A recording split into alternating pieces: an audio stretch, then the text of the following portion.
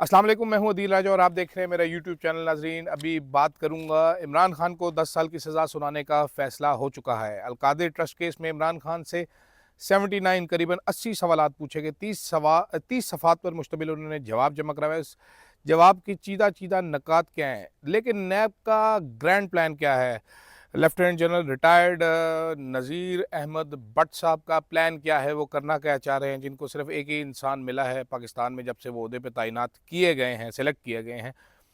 साथ बात करेंगे मौलाना फजलुर रहमान ने राना सनाउल्लाह साहब को क्या बोला पाकिस्तान में सियासी इस्तेहकाम की खातिर, और राना साहब का जवाब क्या था। और साथ ही साथ आखिर में जनरल फैज़ का चर्चा बहुत है, रोला बहुत है। जनरल फैज़ का मिलिट्री ट्रायल हो रहा है, उन्होंने करप्शन भी की है, इख्तियारात से तजावुज़ भी किया है, सियासत भी की है।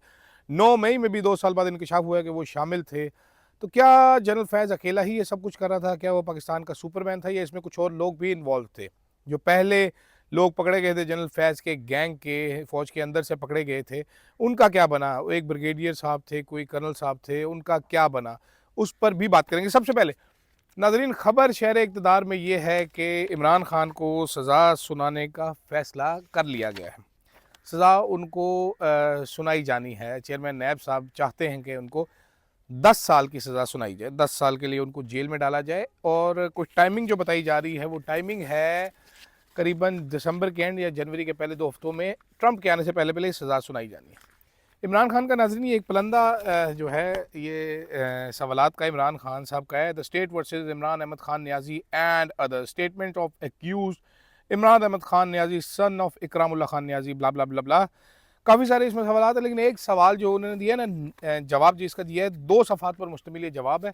मैं कुछ चीज़ें इसमें पढ़ देता हूँ। ये है सवाल नंबर 76 कि आपके खिलाफ ये केस क्यों बनाया गया, और आपके खिलाफ गवाहों ने क्यों गवाही दी, कौन क्यों गवाह। उन्होंने बताया कि जी मैं क्रिकेट खेलता था, मैंने एक्सपोर्ट से ये किया, 92 में वर्ल्ड कप जिताया, मैंने ये किया, 2018 के जनरल इलेक्शन हुए, जनरल इलेक्शन के बाद मैं जीत गया, मैं 22वां वज़ीर आज़म बन गया पाकिस्तान का, और मैं 10/4/2022 तक, यानी कि 10 अप्रैल 2022 तक वज़ीर आज़म रहा। आगे इंटरेस्टिंग हो जाता है।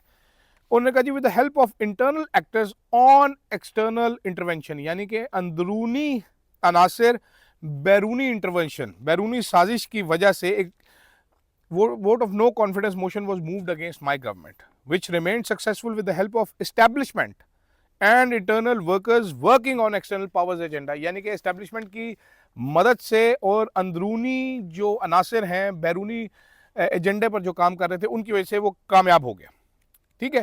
साथ उन्होंने लिखा है कि जी आफ्टर रिजीम चेंज ऑपरेशन, जो कि उस वक्त के आर्मी चीफ कमर जावेद बाजवा साहब की तरफ से सपोर्टेड था, और अमरीकी साजिश, दोबारा लिखा है उन्होंने, बार बार ये हमारे साफ़ी बिकाऊ टके टोकरी साफ़ी कहते हैं कि जी इमरान खान ने बयानी बदले, उन्होंने लिखा है, इंग्लिश में पढ़ के सुनाता हूँ, उनके लिए आसान होगा क्योंकि वो बहुत बड़े अंग्रेज के बच्चे हैं।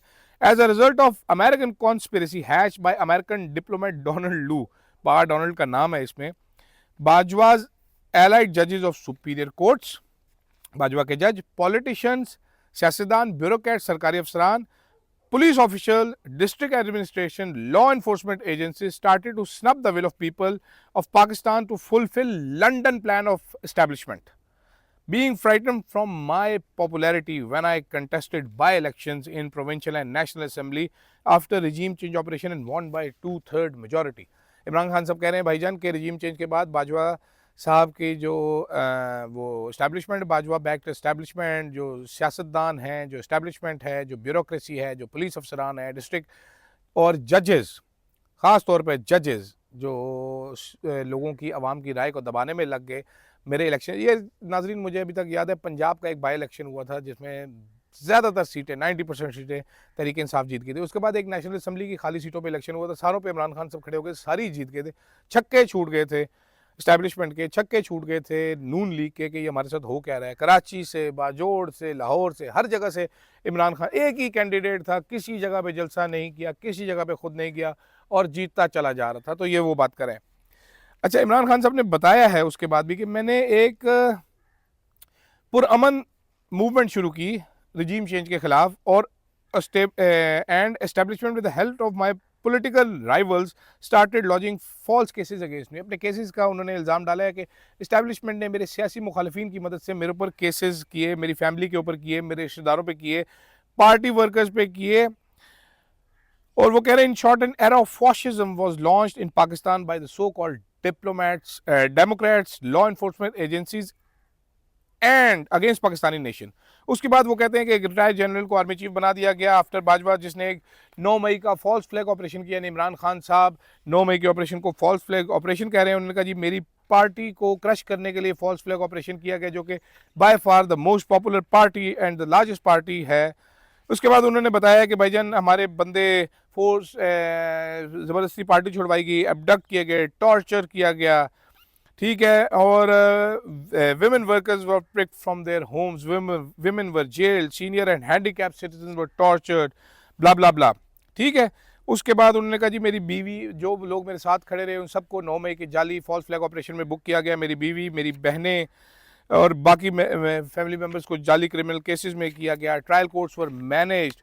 उसके बाद उन्होंने साथ साथ उन्होंने खड़काया आप चेयरमैन नैब साहब को। उन्होंने कहा जी there is a visible haste on part of the NAB authorities to prosecute me and my wife alone and to the exclusion of as many as 6 co-accused in appearing in the NAB reference. वो कह रहे हैं कि जी नैब को बड़ी जल्दी है मुझे और मेरी बीवी अकेले को इस केस में ठोकने की, इस केस में जेल करने की, जबकि 6 को अक्यूज हैं उन सबको ये कुछ भी नहीं कह रहे। साथ साथ उन्होंने आगे चीज़ें बताई हैं कि कोई एविडेंस नहीं है, 1 रुपये का मैंने फ़ायदा नहीं लिया, ये नहीं किया, वो नहीं किया। उसके बाद उन्होंने कहा जी मैं तोशाखाना गिफ्ट पे प्रोसिक्यूट किया जा सका है। We are absolutely innocent and are repeatedly being prosecuted by various investigative agencies of Pakistan, ठीक है। उन्होंने कहा जी कि एक भी एजेंसी हमारा गिल्ट इस्टेब्लिश करने में नाकाम रही है। वो कह रहे हैं जी मैं तोशाखाना के लिए प्रोसिक्यूट हो चुका हूँ, मैं और मेरी बीवी। मैं अपनी शादी के लिए प्रोसिक्यूट हो चुका हूँ।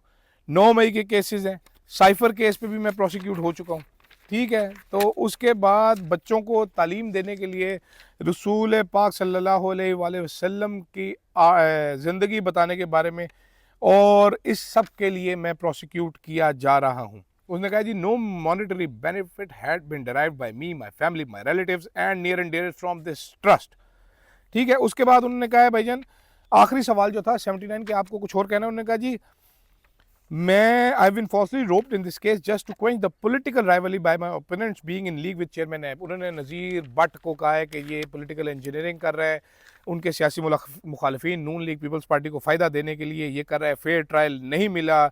उन्होंने कहा भाईजान ये PLD 2020 SC 635 की वायलेशन में ये केस बनाया गया है, पॉलिटिकल विक्टिमाइजेशन का ये केस है। और जुल्फ़िकार अली भुट्टो के केस में जो जजमेंट है उसमें लिखा हुआ है कि किस तरीके से विक्टिमाइजेशन की जाती रही है, मेरी भी उसी तरीके से विक्टिमाइजेशन की जाती रही है।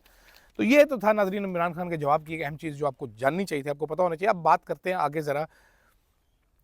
इंकशाफ ये हुआ है कि राना सनाउल्लाह साहब मौलाना फजलुर रहमान से जब मिलने गए तो सियासी सूरत हाल का जब जायज़ा लिया जा रहा था तो मौलाना ने राना सनाउल्लाह साहब को फरमाया कि राना साहब आप इमरान खान को रिहा करें, बहुत हो गया, और इलेक्शन कॉल करें। जिस पे राना सनाउल्लाह साहब ने जवाब दिया कि जी इमरान खान को अगर रिहा करेंगे, ये मौलाना के करीबी ज़रा बता रहे हैं, इमरान खान को रिहा करेंगे तो वो 2/3 मेजॉरिटी लेकर जीत जाएगा और हम सारे अगले दिन जेलों में बैठे होंगे। आप कैसी बातें कर रहे हैं मौलाना साहब, ठीक है।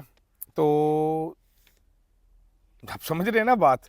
अब नाजरीन सूरत हाल ये है कि एक तरफ इमरान खान खड़ा है, दूसरी तरफ अब जनरल फैज़ का ट्रायल चल रहा है। जनरल फैज़ के ट्रायल में अब फैसल वाडा और ख्वाजा आसिफ साहब क्लियरली कह चुके हैं कि जी इमरान खान का मिलिट्री ट्रायल होगा। टाउट सहाफ़ी भी ये कह चुके हैं। उस मिलिट्री ट्रायल के लिए ज़रूरी है कि सुप्रीम कोर्ट का जो कॉन्स्टिट्यूशनल बेंच है ये सिविलियंस के मिलिट्री ट्रायल की इजाज़त दे, क्योंकि वो रोका हुआ है ताकि उसके बाद इस्टेब्लिशमेंट इमरान खान का मिलिट्री ट्रायल कर सके। तो उससे पहले इसीलिए रोज़ाना की बुनियादों पर आपने अब जान गए होंगे कि अचानक ही सिविलियंस के मिलिट्री ट्रायल का केस क्यों लगा। सारी सिचुएशन क्लियर होती चली जा रही है।